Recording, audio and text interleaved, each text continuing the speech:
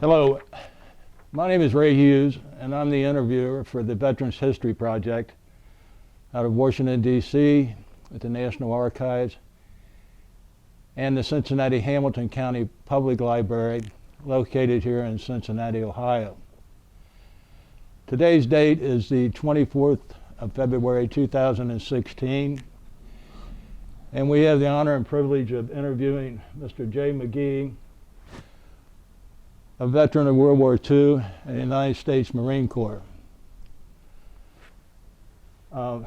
MaGee, if you would, Yes. if you could tell us where you were born and where you were living at that time. I was born in Kentucky, in a little village or crossroads named Lee's Lick, and that's where I was born. Now you want to know that The date? that's where I was the day of. No, not yet. Okay. The date you were born. 11/11/23, November the 11th, 1923. And what county is Lee's Lick in? It's in Harrison County, Kentucky. I see. Do you mind if I call you Jay, or? That's my name. Okay. Well, I never like to call anybody by their first name until I get permission. Well, it's just initial anyway, so Yeah. you're not. Oh, okay. Well, your full name is J. Just initial J, initial H, MaGee. MaGee.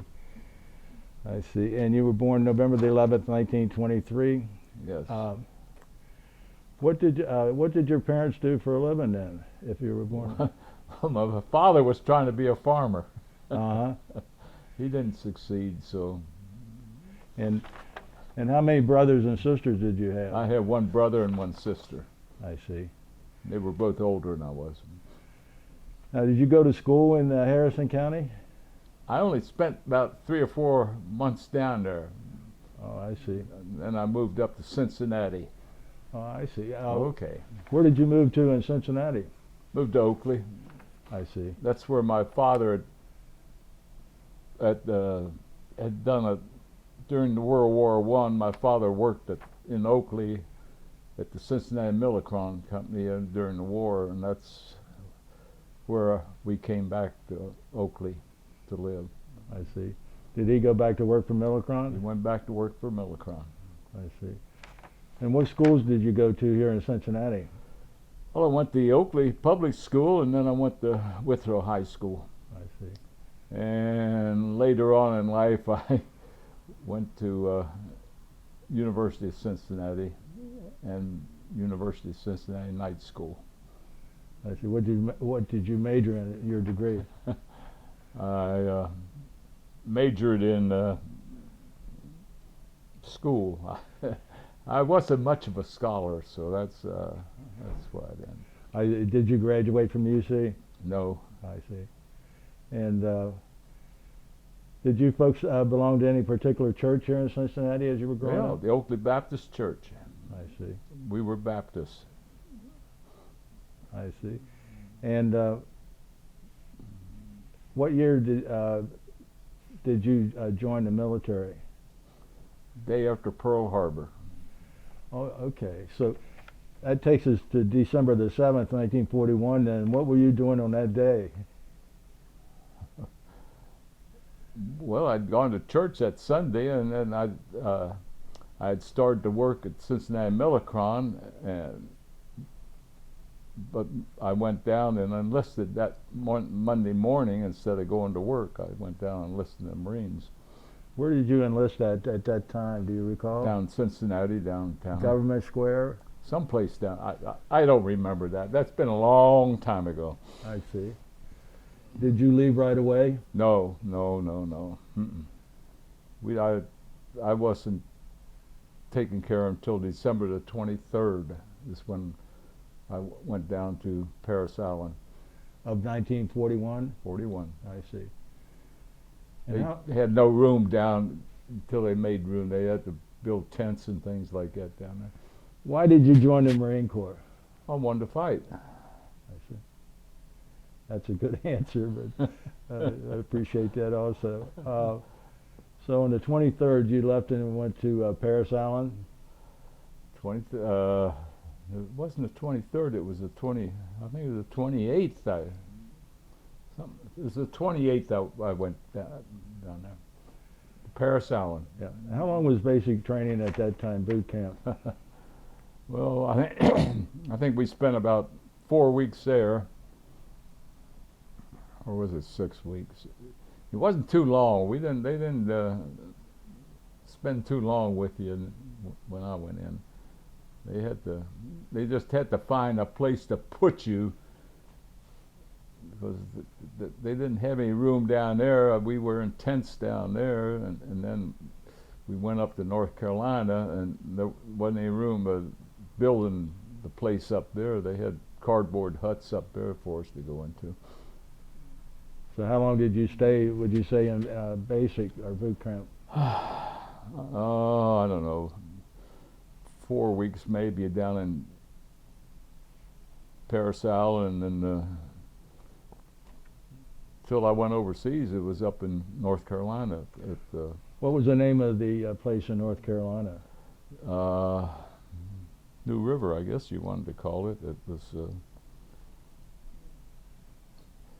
I guess they changed the name after it started up there. It's, what is it now? It's, Did that become Lake Lejeune? That's the base up there now, where everything's going from, and I'm trying to think of the name about it. I can't remember. So, what were you being trained as, a rifleman or what? Well, you were always trained as a rifleman to start with, and then you had to. I was a machine gunner. I finally ended up being a machine gunner because I was pretty good at that. I see. So, what was your first place that you were shipped to after you left North Carolina? Well, we went out to the West Coast, out to San Francisco, and got on a boat there, and we went from there. We were supposed to go to some little island out in the Pacific out there and practice, but that didn't happen. We went down to New Zealand, which was in the wintertime. It was December. Not what December. It was July. It was July down there. We went down there, and which is the winter time down there, and we unloaded the transport and loaded it up combat. So I spent over a week there on the docks there, changing the ship around. I see. You recall the name of that port? No, I don't know the name of the port. No, it just down in Wellington, New Zealand is where it was. So I don't think it had a name. I see. And how long were you there at Wellington? I think about a week. I guess it was. Just long enough to change the stuff in the boat that we came over on, which was that, and back to combat, like to put all the combat material on it. I see. And at this time, what rank are you? I was a private. A private? No, I think it was a PFC maybe. I think they gave you a PFC after so many months in there. And you were you assigned to the 1st Division by this time? Well, I was assigned to 1st Division, and when I came out of boot camp, that was the 1st Division, was up in North Carolina. Okay. And what regiment? Please? And what regiment? First Regiment, 1st Division. I see. Dog Company. Dog Company, D Company. So, if you would, I'll just kind of turn this narration over to you at this point, and just, if you would, let it evolve as you went through. You want the whole story? Yes, sir. Oh, Christmas, that'll take all day. That's all right. Okay, you want me to start from New Zealand? Yes, sir. Okay, that's where we loaded up combat.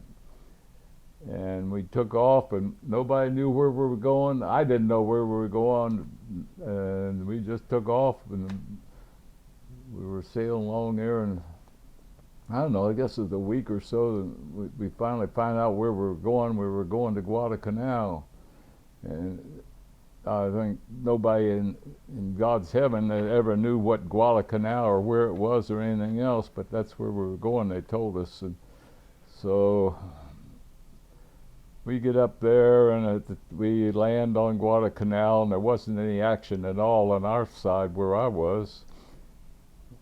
And we got ashore, and we got all our gear, tried to get all our gear off, and we got most of it off, and we got most of the supplies off. And that night they had a little confusion there, and the Japs came in on their boats, and they were our boats had to leave, and we were left there with just what we took off that day at there, and it was kind of confusion is going on, and there wasn't too much fighting, but there was a lot of preparation to fight. So eventually we got all off, everybody got off the boats and all that, and we got my company went around one way on the beach, and the rest of the company went around the other way, and we ended up with no combat, with didn't even fire a weapon where we were going, because there wasn't anything to fire a weapon on up there. All we were going there for was to get the airport. The Japs were building an airport there on Guadalcanal so that they could go from there down to New Zealand and take over there. But that was the main conquest, I guess you want to say, of what we were there for, was to get the airport, which wasn't made yet. They were working on it. So we my company was assigned to the one side of the airport, and the rest of the people were on the other side. So being in the jungle and the plantation, the coconut trees and everything else, it was kind of really a hazard, due to the fact that we only got enough supplies off at night, and we didn't get everything off the ship. We didn't have all the ammunition or anything else, the food or anything else off the ship before the ships had to pull out, because the Japs were coming, the Japanese Navy was coming in there, and we were really low on supplies. We only had the supplies of what we got off that day. And how do I want to say it? It went pretty good for the first week or two in there. We had no actually major combat with the Japanese. They were bombing us twice a day. They bombed twice a day, and then at night they had a airplane over our heads there, just flying around over there, and drop a bomb every now and then. That was what went on for a while. But we built the line up, and we built machine gun emplacements, and we had everything around the airport that they were working on to keep it safe. And I don't know how long it was later on, but the Japs brought in 800 the Imperial Marines off of submarines. They brought them in just north of where we were. Our line was around the Tenaroo River, and that night, one of the nights, I don't know how long ago it was, but one night they came, all 800 came across the river at us, and I was a machine gunner. My emplacement was kind of off of the side, and we killed the whole outfit that came offshore, they said there was 800 of them, but I can't tell you exactly how many there were, but they pulled me off the gun the next day to go up and go where they came in from, and we went up that far, and there wasn't any more Japs up there, so I guess we killed all of them that were there. That was the Battle of the Tenarue, which was the main battle at that time of the battle, I guess you want to say. But it was kind of a wishy-washy deal there. We couldn't get any supplies in because the Japanese controlled the water, and we were running really low on supplies, ammunition, food, anything, and we couldn't get anything in due to the fact that they controlled the air and they controlled the water, and it was kind of wishy-washy there for us. What I want to know. That was the one big battle I was in, and then we had skirmishes. I was really a healthy person. I was one that never got the malaria or anything else that a lot of them got, and it was the longer you were on the island there, the more people got malaria, and they got jungle rot, and they got everything that you could get there, and they weren't able to go on patrol or anything else. And I ended up doing a lot of patrolling. We went on a patrol out about every day and see what was out in front of us on the line there, and that was pretty interesting. But there was 2 or 3 other small combat things that we did. My company did. But our main job was to protect the airport that they were building, and that's what we did. I was there till December the 28th, I think we left Guadalcanal. So you were on Guadalcanal from around August the 8th all the way through December. Yeah. And it was bad. It was really bad there because early on, because we couldn't get any supplies in, and everybody was getting malaria. They were getting jungle rot and everything else you could think of, and we were down to almost nothing. We had no food. We were eating wormy rice that the Japs had there, and the fish heads and stuff that were in the wooden kegs that the Japs had with food, and it was a pretty hairy situation until we finally got control of the water and the air, and we could get supplies in, and that was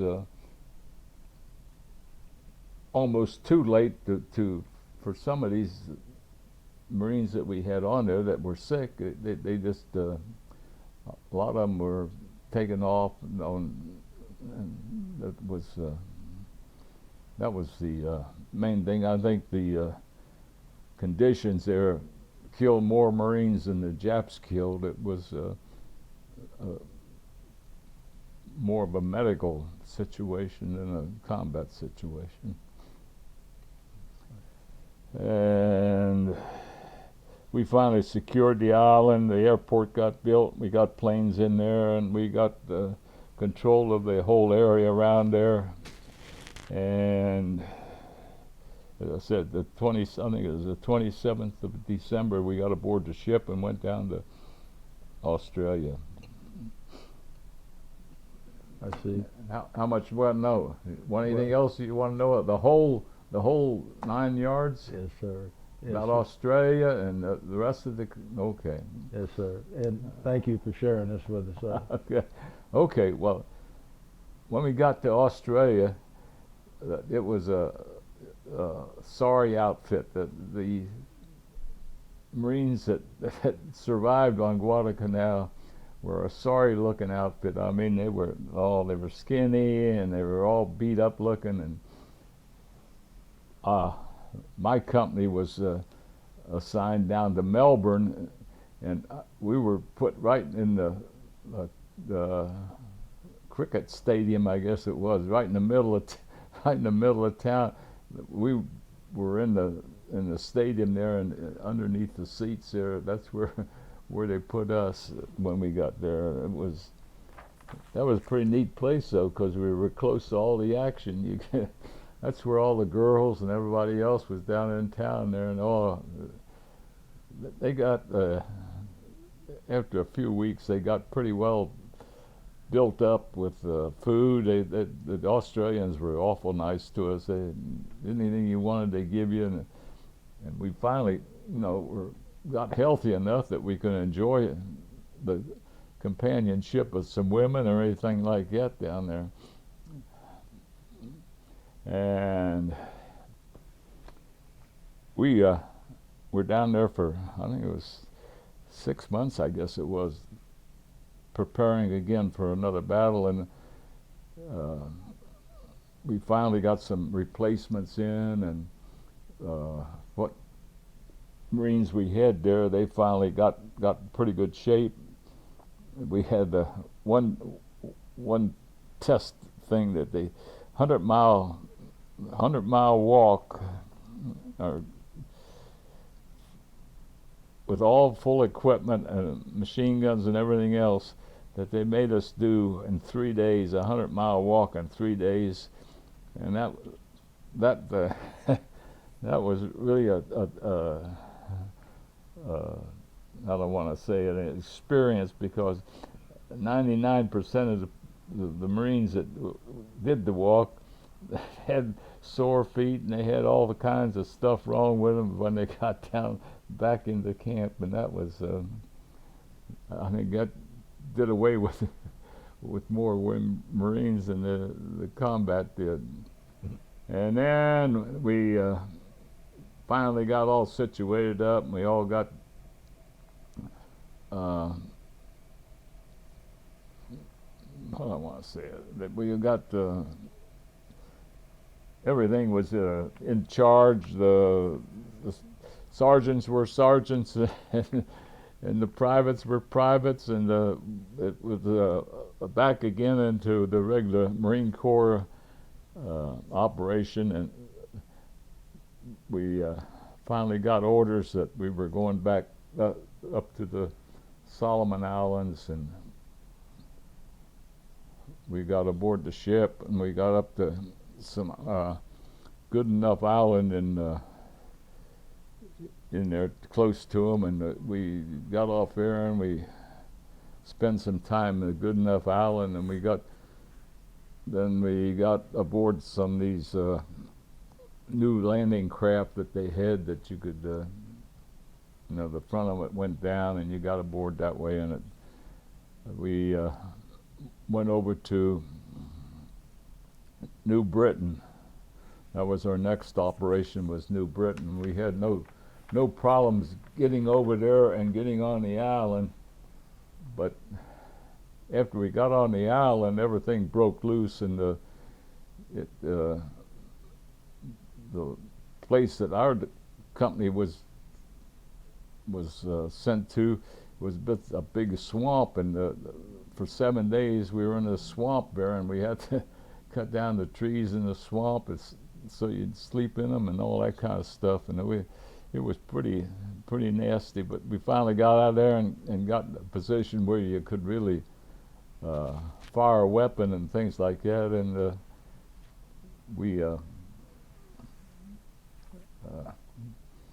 we were doing pretty good there.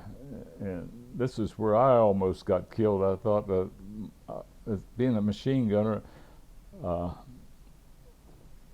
I was on the machine gun, and my sergeant was standing back on me, telling me where he wanted me to fire, and the bullet came right by my head and hit him in the groin, and that's the last I saw of him. So I kind of hunkered down a little bit more, and we finally disposed of the fire where it was coming from, And that's about the closest I came from being killed was that bullet coming right by my ear and hit me.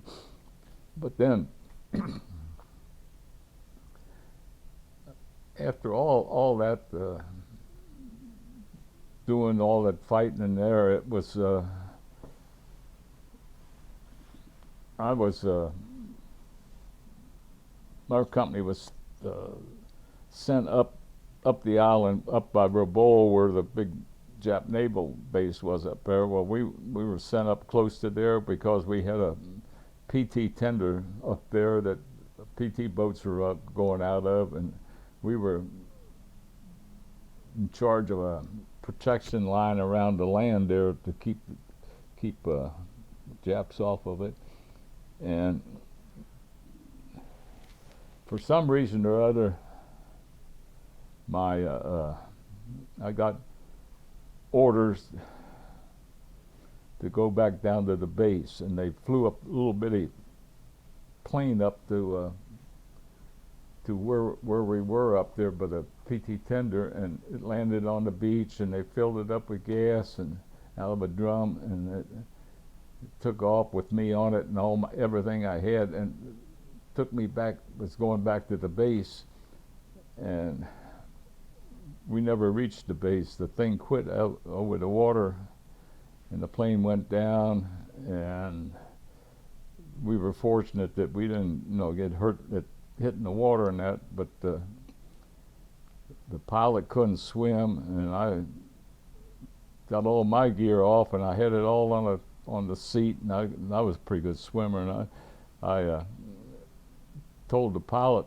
He said he couldn't swim and he couldn't go in there, and I wasn't going to try to get him in the. You could see land in there, and I told him, well, you watch my gear. I had my gear on my seat, and that's everything I owned was on that seat. And I told him to watch it and take care of it, and I was going in and getting a boat or something to come out and get him. And this was all enemy territory that we were in there, so I swam all day and got in there, and there wasn't a thing in there no boat or anything like that to go out and get him. But there was an oil drum there, and there was a native there, and I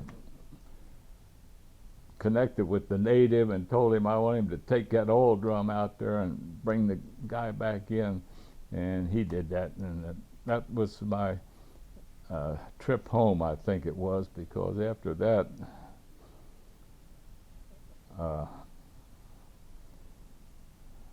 I guess I didn't have anything. All I had was my suit of dungarees that I had on, and I didn't have any of the souvenirs that I had in my pack and all that. That's all down the bottom, and it was. This is the story I tell. That it was just sad that I sat there back at the base with just the suit that I had on. I had, my company wasn't there, and they didn't know what to do with me, so I had kind of a complaint there, but it all worked out. And finally, I got back to my company, and we finally got off the island, and we thought we were going to go back to Australia, but they filed us up, and they took us over to a little island that had nothing on it at all. And we had to stay on that little island, and we had to make our camp and everything on there, and that was bad. Excuse me. Now, on this little island there wasn't anything. There had no people.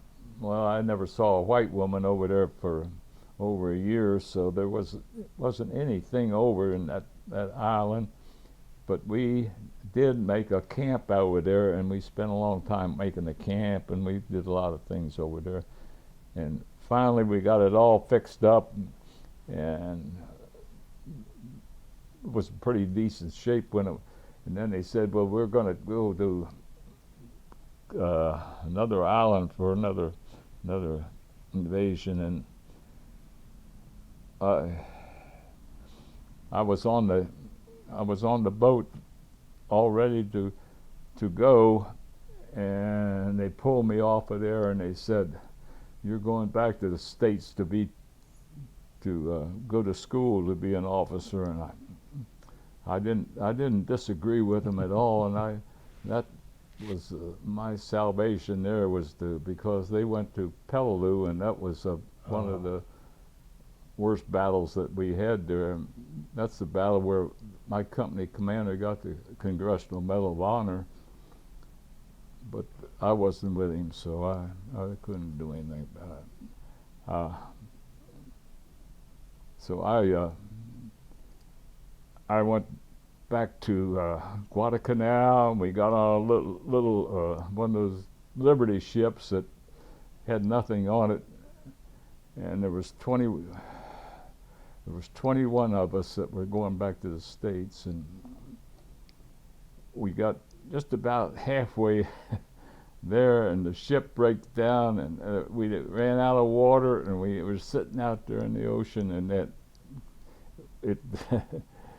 we didn't run, and we didn't have any water, and we were in bad shape, and finally we had some Seabees on there, and the Seabees worked on the ship, and they finally got the thing running, and we went into Hawaii, and then from there I went into San Francisco, and I was late getting in to go to school for the officers in B-12, and the school that I wanted to go to would be Miami, Ohio, but it was filled up, and they sent me up to Colgate University, and I had never heard of Colgate University. And from the tropics up to northern New York, and there I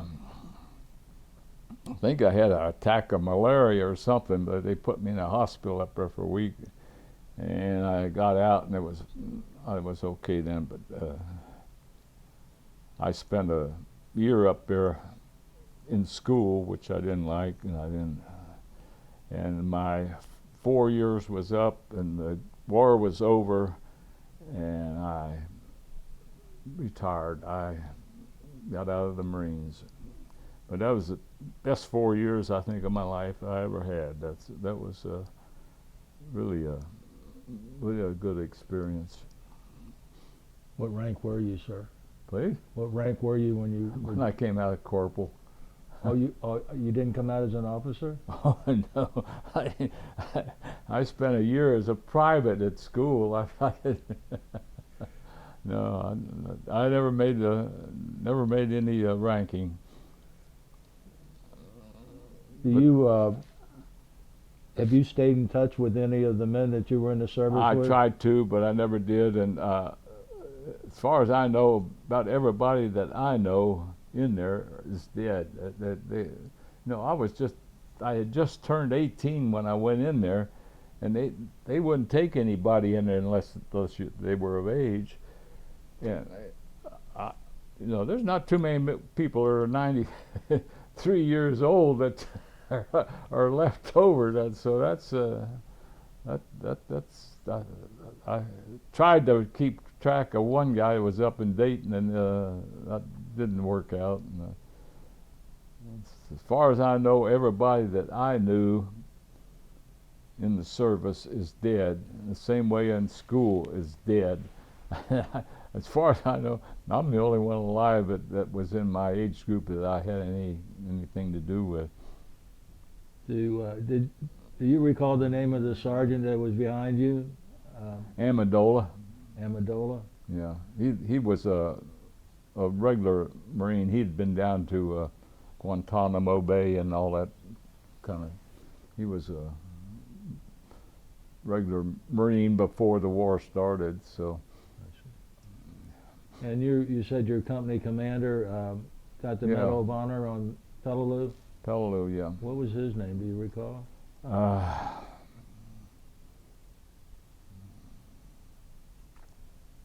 It's in the book, but I can't tell you. Yeah. Captain something. I just don't remember. I can look in the book, but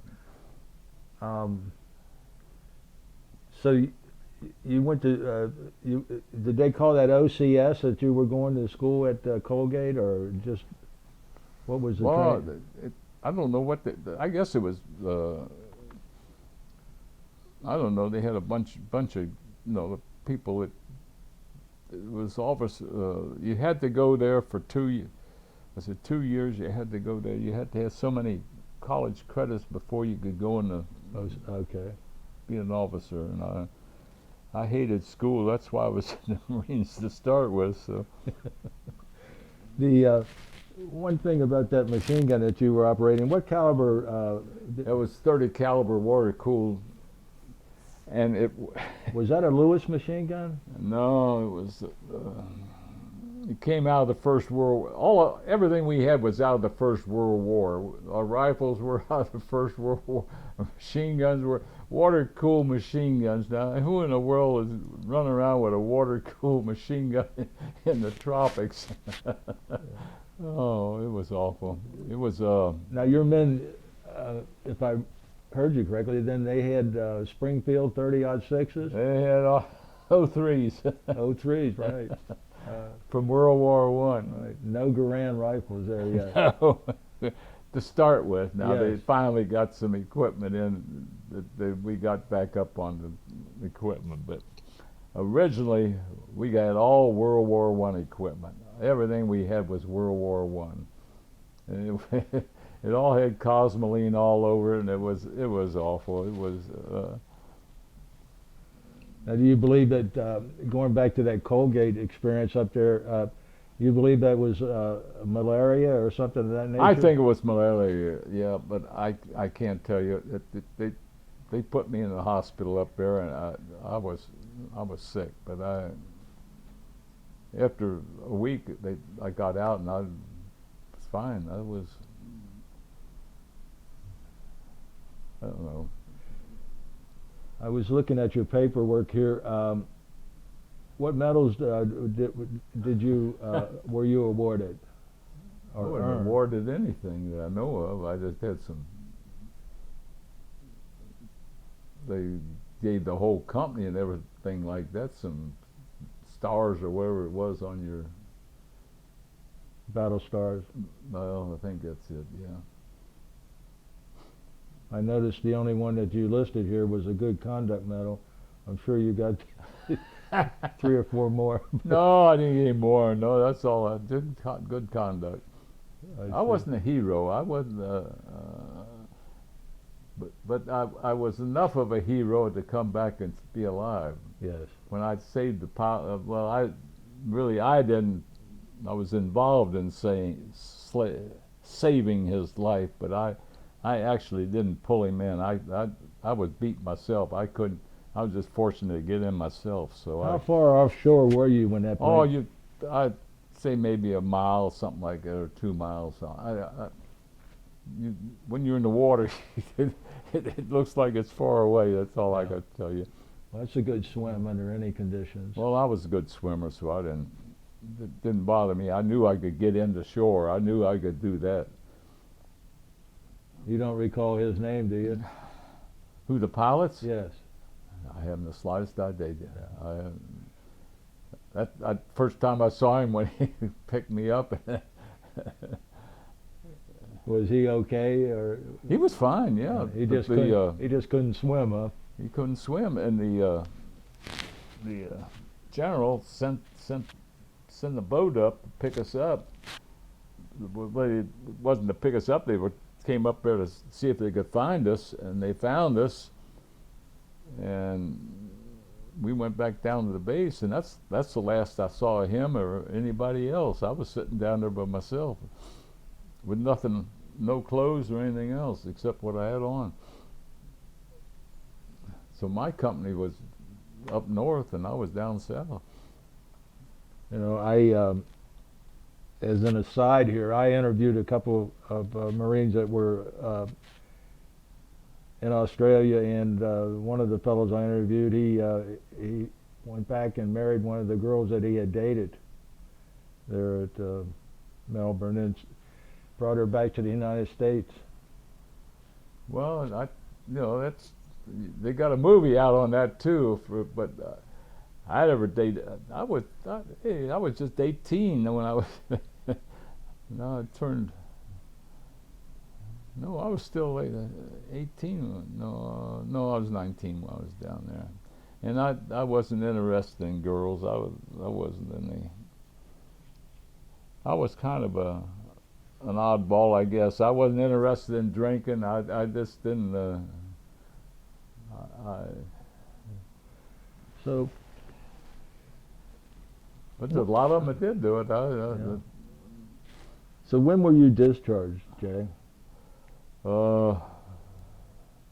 Discharged in January. January 4th or 5th. I don't know. It's on my. Of what year?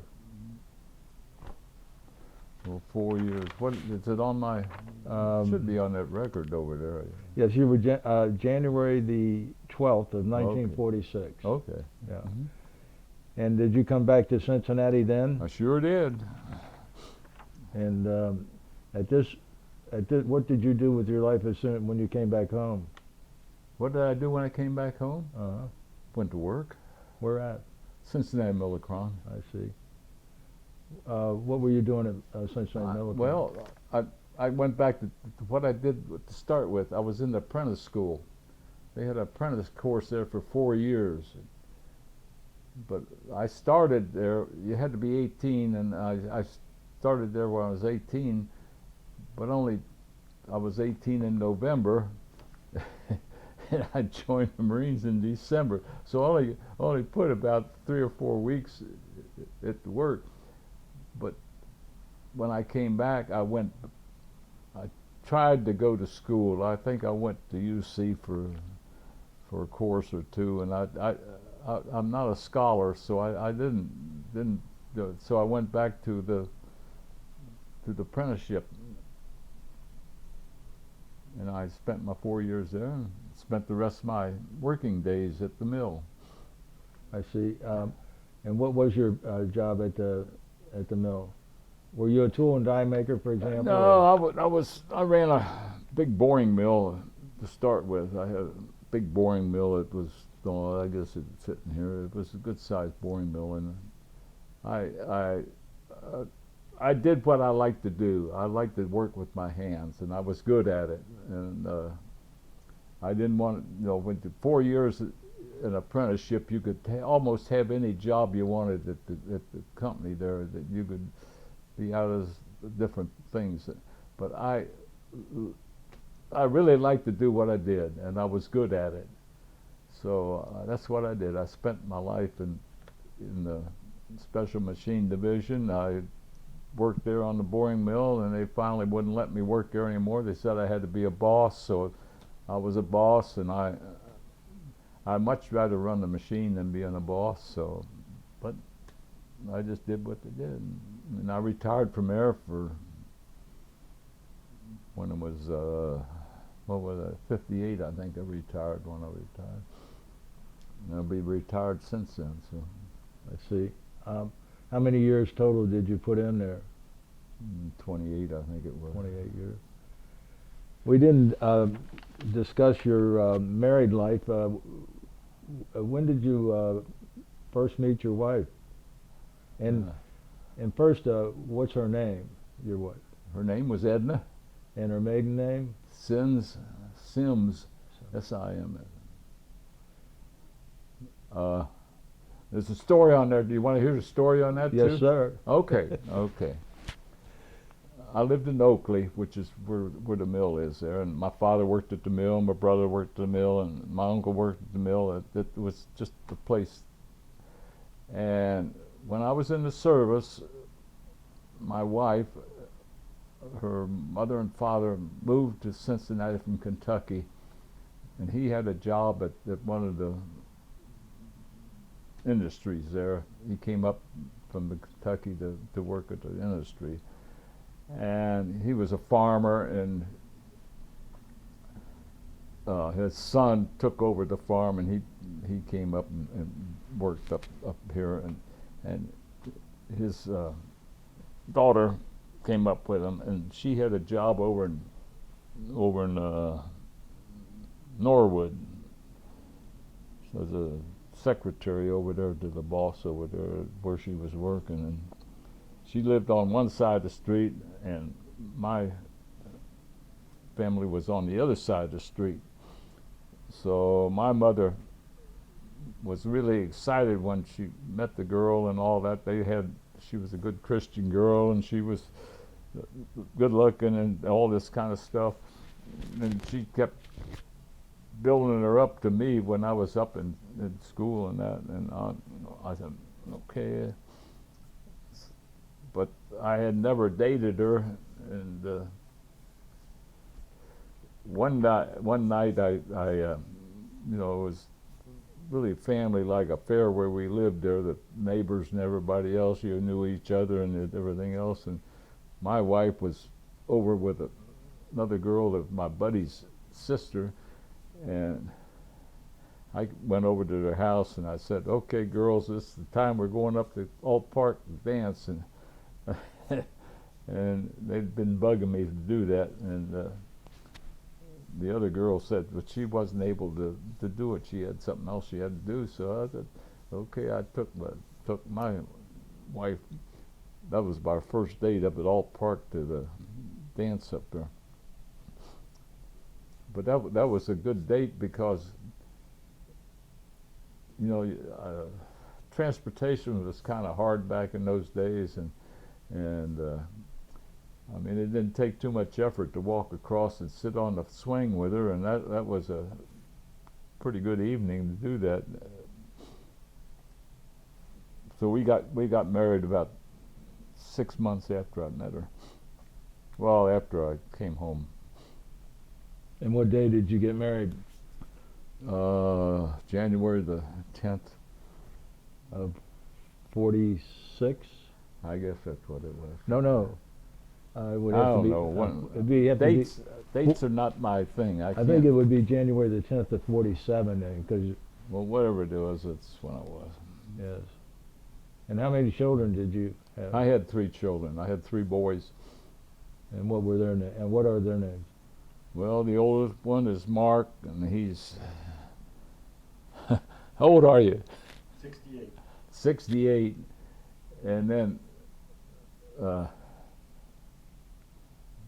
4 years, I guess, later on, the next one, Jay was 4 years younger than he is, and then Scott is 1 year younger than Jay. So I had 3 boys. 3 boys, I see. They're still all 3 alive, and they're still all 3 kicking. And